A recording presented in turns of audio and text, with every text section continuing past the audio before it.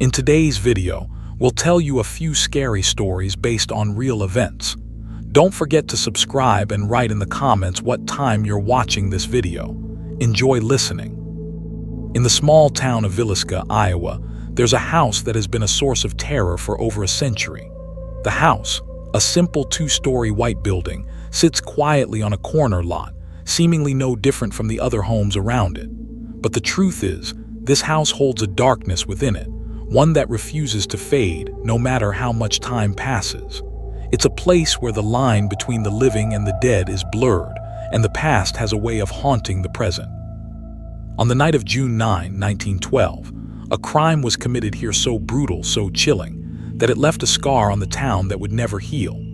That night, the Moore family parents Josiah and Sarah, along with their 4 children, had invited 2 guests to stay over, the Stillinger sisters, Lena and Ine. They were all sleeping soundly in their beds when the unimaginable happened. A man, still unknown to this day, broke into the house while the family slept and brutally murdered all 6 of them. Using an axe, he attacked each person while they lay in their beds. The murderer struck them with such force that the victims didn't stand a chance. It was as if the man had no mercy, no hesitation. He killed with cold precision. The crime was discovered the next morning, when neighbors noticed the house remained eerily quiet. The door to the Moore home was found locked from the inside, and the house had been untouched by the usual morning bustle. As the townsfolk entered the house, they were met with an unimaginable scene. Blood was everywhere, on the walls, on the furniture, even on the ceiling. The victims were left lying lifeless in their beds, and the axe that had been used in the killings was found in the attic. Strangely, there were no signs of forced entry, no robbery, and no clear motive.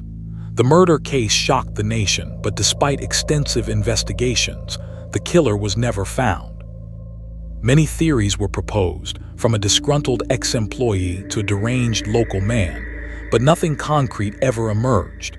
The lack of closure led to suspicions and rumors about the house's dark power. Over the years, it became known as the Villisca Axe Murder House. As the years passed, people began to visit the house, driven by curiosity, and sometimes by something much darker, a desire to experience the horror firsthand. But those who dared to step inside often left with more than just a story to tell. The house has become notorious for the strange occurrences reported by those who have entered it. Visitors have claimed to hear the sounds of children crying, the distinct echo of an axe hitting its target, and even the soft creak of footsteps when no one is there. One of the most chilling accounts comes from a couple who decided to spend the night in the house. They were experienced ghost hunters, accustomed to the strange and unexplainable, but nothing could have prepared them for what they experienced in Villisca. They reported hearing whispers in the dark, footsteps packing back and forth upstairs, and the overwhelming feeling of being watched. But it was the chilling encounter with a shadowy figure that truly shook them. The figure, they said, appeared at the foot of their bed, tall and menacing, before disappearing into the walls. Local residents, too, have experienced their own brush with the house's ghosts. One man who worked as a janitor at the house claimed that he felt a sudden, cold presence whenever he entered. On several occasions, he said he saw a shadowy figure watching him from the corner of his eye. But it wasn't just the sight of the figure that disturbed him. It was the feeling of overwhelming dread that followed him wherever he went in the house. He tried to brush it off at first, but over time, it became impossible to ignore. He said the energy in the house was so intense that it felt as though the walls were closing in on him, as if the spirits of the murdered family were trapped, still lingering in the place of their death. There's also a story of a group of paranormal investigators who visited the house on Halloween night. They set up their equipment, including cameras and voice recorders, and began their investigation. At first, everything seemed calm, but as the night wore on, they began to capture strange phenomena. The temperature dropped suddenly in certain rooms, and faint whispers could be heard on their recordings. But the most unsettling experience came when one of the investigators, a skeptic at heart, felt a hand on her shoulder. She turned around, expecting to find one of her colleagues, but there was no one there. The hair on her neck stood on end as she realized she was alone in the room. What's truly terrifying about the Villisca Axe murder house is not just the violent history, but the idea that the spirits of the Moore family and the Stillinger sisters never left. They are still trapped in the house, forever bound to the place where they met their untimely deaths. People who have visited the house claim to have seen figures standing in the windows, staring out into the night. Others have felt cold hands brushing against their skin or have heard soft voices calling out from the shadows.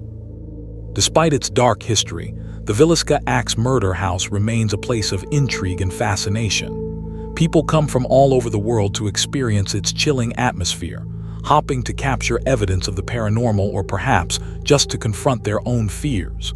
But those who enter the house often leave with more questions than answers. Is the house truly haunted, or is it just the weight of history that makes it so unnerving? Perhaps, in the end, it doesn't matter. The Villisca Axe murder house stands as a grim reminder that some stories don't end with the turning of a page. Some stories never let go, and the past, no matter how horrifying, continues to linger in the shadows, waiting to be remembered. The Queen Mary, a retired British ocean liner that sailed the seas from the 1930s to the 1960s, has earned a notorious reputation over the years. It's not just a historic vessel, it's a ship that carries with it a dark and tragic past. After it was decommissioned, it was docked permanently in Long Beach, California, where it remains today as a hotel and museum. But behind the polished decks and luxurious rooms, there's a chilling secret that many visitors have discovered. The Queen Mary is haunted. During its years of service, the Queen Mary was known as the Grey Ghost, a nickname given to it during World War II, when it was used as a troop ship. It was considered unsinkable, and its sleek design and speed made it a symbol of strength and resilience. But as with any ship, tragedy was never far behind. The Queen Mary's history is filled with accidents, deaths, and mysterious disappearances. It's no wonder, then, that many believe the spirits of those lost on board still linger in the ship's halls. One of the most chilling stories associated with the Queen Mary is the tragic death of a crew member in 1966. The incident occurred when a man was accidentally trapped in a watertight door while the ship was docked. The door slammed shut, and despite efforts to rescue him, the crew member was killed instantly. Visitors who have taken tour of the ship have reported hearing the sound of banging and muffled cries in the area where the accident took place. Some claim to have even seen the shadowy figure of a man in uniform, wandering the hallways where he died, as though forever trapped in the space where his life was taken. Another famous haunting on the Queen Mary is that of the ghost of a young woman named the Lady in White. Legend has it that a woman who was traveling aboard the ship with her fiancé fell overboard and drowned in the icy waters below. Some say she was heartbroken and tragically took her own life after an argument with her fiancé. Others believe she was simply a victim of an accident. Whatever the case, many visitors have reported seeing her ghostly figure, dressed in a flowing white gown, wandering the ship's decks late at night. She's often seen standing near the ship's railings, staring out at the ocean, her face filled with sorrow. The Queen Mary is also said to be home to the spirits of several children who died aboard the ship during its years as a troop transport. One particularly eerie account comes from a man who visited the ship with his family. As they toured the ship's haunted areas, the man claimed to have heard the unmistakable sound of children laughing and playing, despite there being no one around. As he and his family moved through the ship's famous first-class pool area, they reported feeling an overwhelming sense of dread. It was there that they felt something brush past them, something cold and invisible. It was as if the spirits of the children had not only stayed behind, but were reaching out, still longing to play in the water that once had been their playground. But it's not just the ghosts of passengers that haunt the Queen Mary. The crew members have their own share of experiences. In fact, many of the ship's workers have shared stories of strange encounters in the boiler room, an area known for its oppressive heat and foreboding atmosphere. One crew member described being alone in the boiler room late at night when he felt a sudden chill in the air. He turned to see a dark figure standing in the corner, a figure dressed in a uniform from the ship's early days. When he reached out to speak to the figure, it vanished before his eyes, leaving him shaken and disturbed. What makes the Queen Mary even more unsettling is the fact that many of these haunting experiences seem to be connected to specific locations within the ship. For example, the ship's famous room B340 is one of the most haunted spots on board. In fact, this room is so notorious for its strange occurrences that the hotel staff refuses to book guests in it. Reports of guests waking up to hear whispers, feeling an icy chill, and even witnessing figures standing at the foot of their beds are common. One guest claimed to have been woken in the middle of the night by a violent shaking of their bed, only to find nothing there when they looked around. Another reported hearing footsteps in the room, but when they opened their eyes, no one was there. These experiences, combined with the fact that several deaths have occurred in or near this room, have made it a focal point for ghost hunters and paranormal enthusiasts alike. The ship also carries with it the memories of countless soldiers who sailed aboard it during World War II. Many of these soldiers were never seen again, either lost at sea or killed in battle. It's said that their spirits linger in the areas where they spent their final days aboard the ship.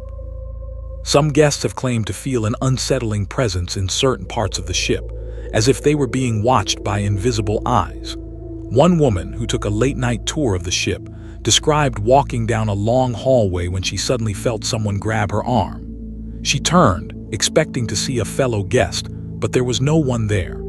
The grip, she said, was as firm as if a real person had held her arm, and it sent a shiver down her spine.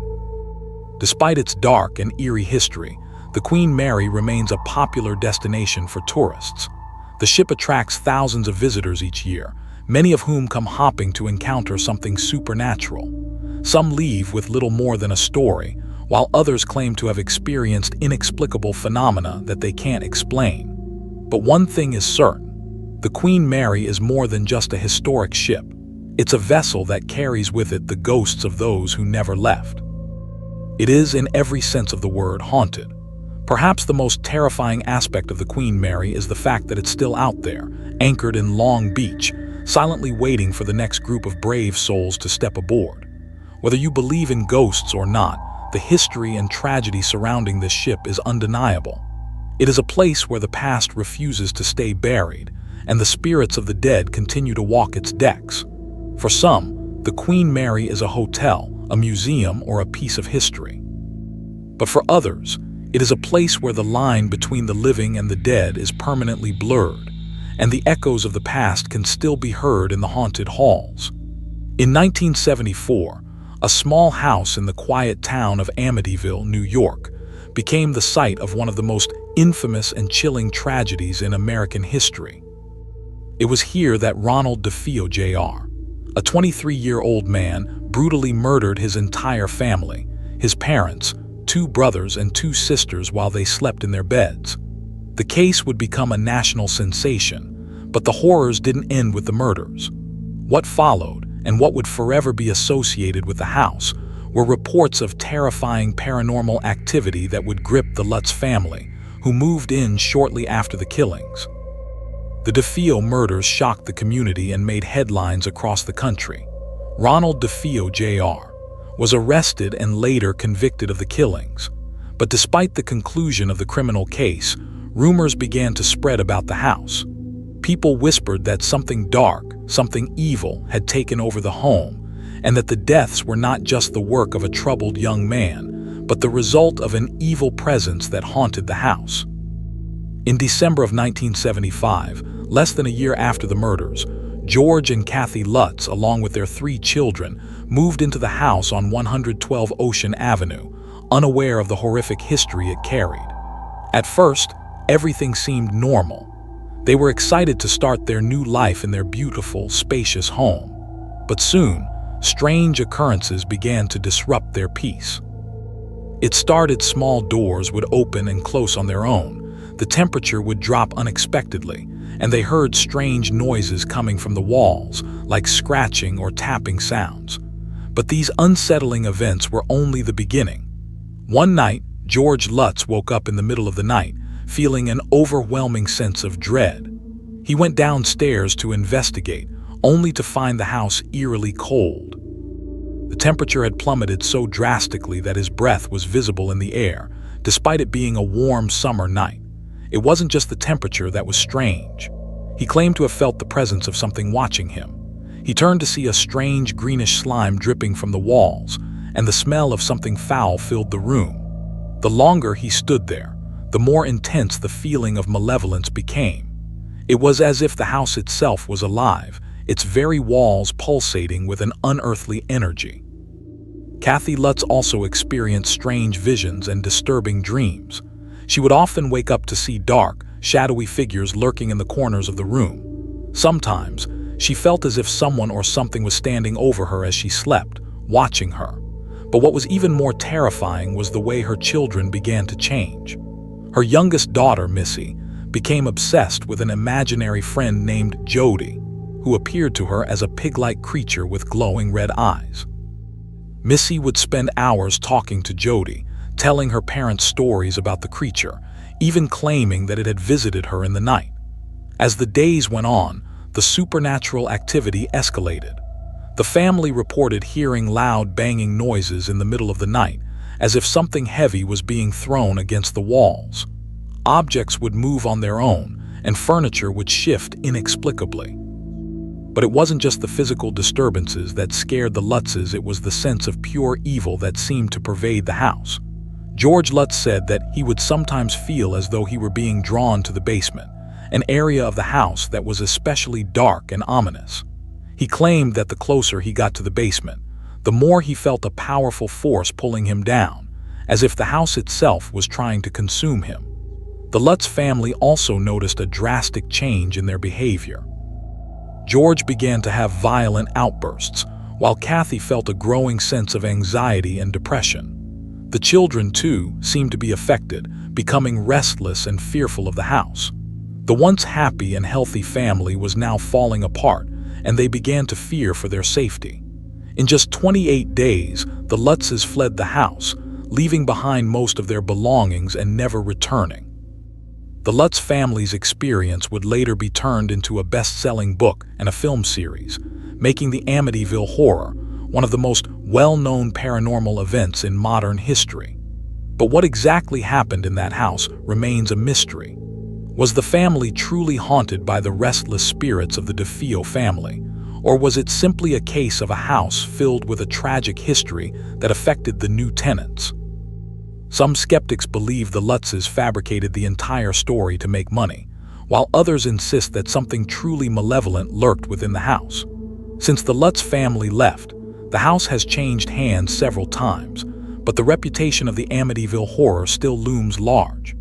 Many visitors and paranormal investigators have reported strange occurrences when visiting the house, such as cold spots, strange noises, and even sightings of shadowy figures. There are even reports of people feeling an overwhelming sense of dread when they approach the house, as though they were walking into something dangerous and unknown. To this day, the house stands in Amityville, its dark history forever etched into the fabric of the town. Some say it's haunted by the spirits of those who died there, while others believe that it's the evil energy of the house itself that causes the terrifying experiences. Whatever the truth may be, one thing is certain. The Amityville Horror is a story that continues to captivate and terrify those who hear it. The house, with its tragic past and sinister reputation, remains a symbol of the unknown, a place where the boundaries between the living and the dead are all too easy to cross.